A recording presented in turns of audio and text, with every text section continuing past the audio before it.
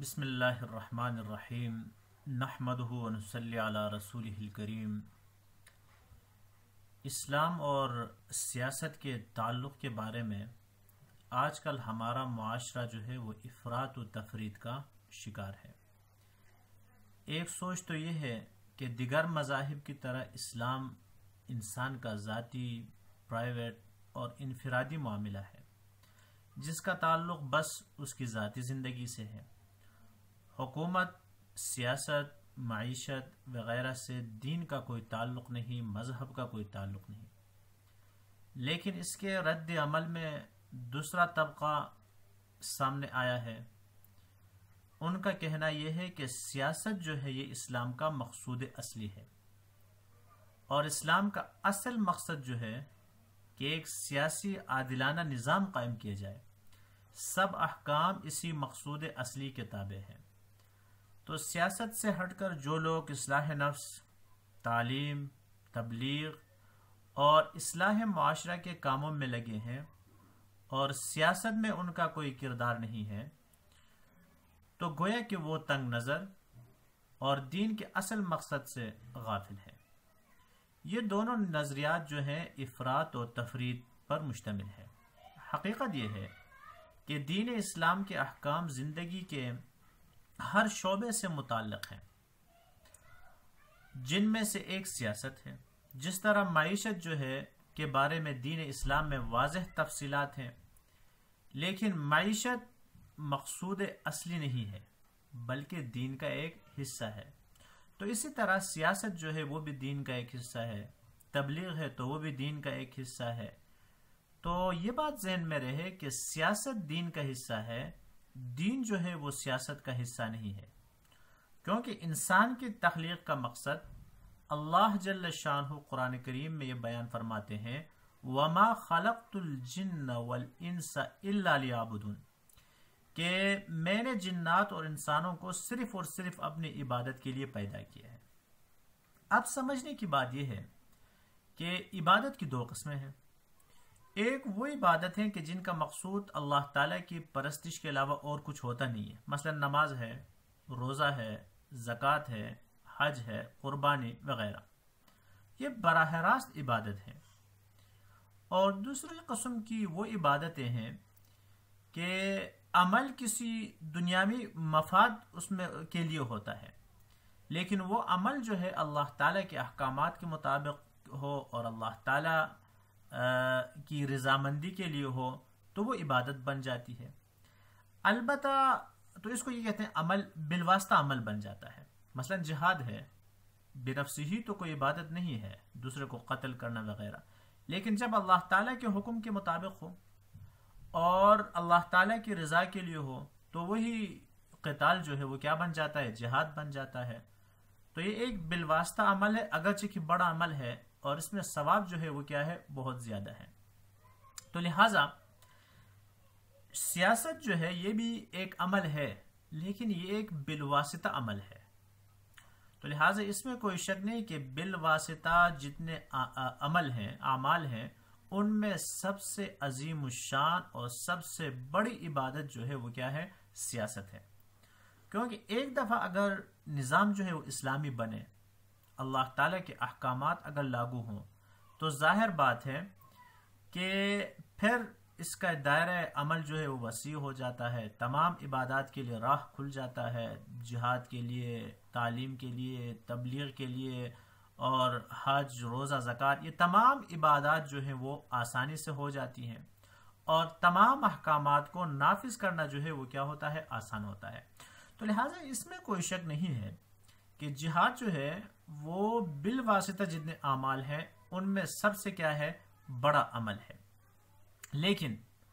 اس کی اہمیت پر اتنا زور دینا کہ تنہا سیاست کو مقصود دین بنایا جائے کہ یہی دین کا مقصد ہے، یہ نہ ہو تو ناکامی ہے، تو ظاہر بات ہے یہ دین کے تمام ترجیحات کو الٹ دینے کے مترادف ہے۔ کیونکہ قرآن کریم میں اللہ تعالیٰ فرماتے ہیں، الذین ان مکناہم فی الارض اقاموا الصلاۃ وآتوا الزکوٰۃ وامروا بالمعروف ونہوا عن المنکر، کہ اگر ہم ان لوگوں کو حکومت دیں گے تو کیا کام کریں گے؟ سب سے پہلے اقاموا الصلاۃ وآتوا الزکوٰۃ، وَأَمَرُوا بِالْمَعْرُوفِ وَنَهَوْا عَنِ الْمُنْكَرِ۔ تو گویا کہ اللہ جل شانہ یہاں واضح کریں کہ مقصود اصلی عبادت جو بلا واسطہ ہے وہ یہی ہے، اور اقتدار بھی جو ہے اسی لیے مشروع ہے کہ ہم کیا کریں، ان چیزوں کا نفاذ کریں۔ تو لہٰذا یہ عبادات جو ہیں یہ مقصود اصلیہ ہیں، یہ نہیں کہ عبادت جو ہے وہ کوئی سیاست کے لیے یا سیاسی نظام کے لیے کوئی مشق ہے، کوئی پریکٹس ہے وغیرہ، اور غیر مقصود چیزیں ہیں، یہ بات نہیں ہے۔ تو لہٰذا یہ کیا ہے، مقصود اصلی ہے، یہ بنیاد ہے، یہ عبادات، اور سیاست ہو، جہاد ہو، تبلیغ ہو، اس کے لیے وسائل ہیں۔ مثلا نبی اکرم صلی اللہ علیہ وآلہ وسلم فرماتے ہیں بنی الاسلام علی خمس، اسلام کی بنیاد جو ہے وہ 5 چیزوں پر ہے: شہادت اللہ الہ الا اللہ وان محمد الرسول اللہ واقام الصلاۃ وایتاء الزکوٰۃ۔ تو اس میں آپ دیکھیں اسلام کی جو بنیادیں اللہ تعالیٰ کے رسول بتا رہے ہیں اور مقاصد اصلیہ جو بتا رہے ہیں یہ چیزیں ہیں، اس کے علاوہ دوسری چیزیں ہیں۔ تو لہٰذا یہ بات ذہن میں رہے کہ یہ بات بھی غلط ہے کہ سیاست جو ہے یہ دنیا کا کام ہے، اس کا دین کے ساتھ کوئی تعلق نہیں، یہ بات بالکل غلط ہے۔ اگر سیاست میں دین نہ ہو تو ظاہر بات ہے کہ پھر بے دینی پھیل جاتی ہے، پھر دینی احکامات پر عمل کرنا، دینی شعائر کو برقرار رکھنا، اور قرآن، بلکہ ایک بات آپ دیکھیں، جب سیاسی نظام نہ ہو تو پورا قرآن کریم کے جو نصف احکامات ہیں وہ باطل ہو کر رہ جاتی ہیں کہ ان پر عمل نہیں ہو سکتا ہے۔ تو جب تک آپ کے پاس حکومت نہ ہو، سیاست نہ ہو، آپ اس حکومتی نظام نہ ہو، تو یہ بات جو ہے اس وقت تک قرآن کریم کے تمام احکامات پر عمل کرنا ہمارے لیے کیا ہو جائے گا، مشکل نہیں بلکہ بعض اوقات ناممکن ہو جاتا ہے۔ تو لہٰذا یہ بات تو غلط ہے کہ دین اسلام کا سیاست کے ساتھ کوئی تعلق نہیں، یہ دنیا کی چیز، ٹھیک ہے دنیا کی چیز ہے، لیکن انسان جب اللہ تعالیٰ کے احکامات کو مد نظر رکھے اور اللہ تعالیٰ کی رضا کے لیے یہ سیاست کرے تو سیاست عبادت، بلکہ بالواسطہ جو عبادات ہیں ان میں سب سے بڑی عبادت جو ہے یہ سیاست ہے۔ تو لہٰذا یہ بات بھی درست نہیں، ایک طرف جو افراط ہے کہ سیاست کا دین کے ساتھ کوئی تعلق نہیں، یہ بات بھی درست نہیں، لیکن دوسری طرف اسی کو مقصود اصلی بنا کر باقی چیزوں کو پس پش ڈالنا، ظاہر بات ہے کہ یہ بات بھی درست نہیں ہے۔ تو درمیان میں اعتدال کا راستہ اختیار کرنا چاہیے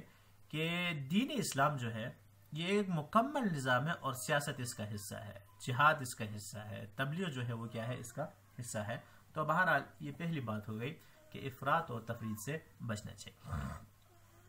اور دوسری بات یہ ہے کہ دین اسلام نے سیاست کے لیے بے شک بہت سارے احکامات دیا، آپ قرآن اٹھا کر دیکھیں، ہر صفحے پر، ہر جگہ پر آپ کو احکامات ملیں گے،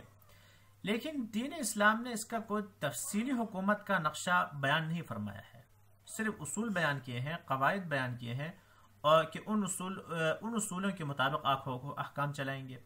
لیکن کوئی نقشہ بنا کر خاص کہ اسی طرح حکومت کریں گے، اس کے علاوہ کچھ نہیں کریں گے، مثلا خلیفے کے انتخاب کا طریقہ اور دوسری باتیں، ان چیزوں کو متعین نہیں کیا، ان جزیات کو متعین نہیں فرمایا ہے کہ حکومت میں کتنے محکمے ہوں گے، اس کا طریقہ کار کیا ہوگا، بلدیاتی سسٹم ہوگا، صدارتی نظام ہوگا وغیرہ، ان چیزوں کو دین اسلام نے متعین نہیں کیا ہے، بلکہ یہ مسلمانوں پر چھوڑا ہے کہ ان کے اہل بصیرت افراد جو ہیں کہ وہ حالات کو دیکھ کر ان اصول و ضوابط کو سامنے رکھ کر خود اس بات کا تعین کریں گے کہ حکومت کس طرح ہو اور کس طرح، کون سا سسٹم ہو، کون سا طریقہ کار ہو۔ تو دوسری بات یہ اپنے ذہن میں رکھیں کہ دین اسلام نے حکومت کا کوئی 2+2=4 کی طرح ایک نقشہ متعین نہیں کیا کہ آپ اسی طرح کر سکتے ہیں، صدارتی نظام، جمہوری نظام، فلان نظام یا خلیفہ، نہیں، یہ بلکہ حالات کے مطابق مسلمانوں کے جو اہل بصیرت لوگ ہیں وہ جو اصول بیان ہوئے ہیں، جو قواعد اور ضوابط بیان ہوئے ہیں، ان کے تحت حکومت جو ہے اس کا سسٹم چلانے کی وہ کیا کریں گے، کوشش کریں گے۔ باقی آگے جو دوسرے مسائل ہیں انشاءاللہ تعالی دوسرے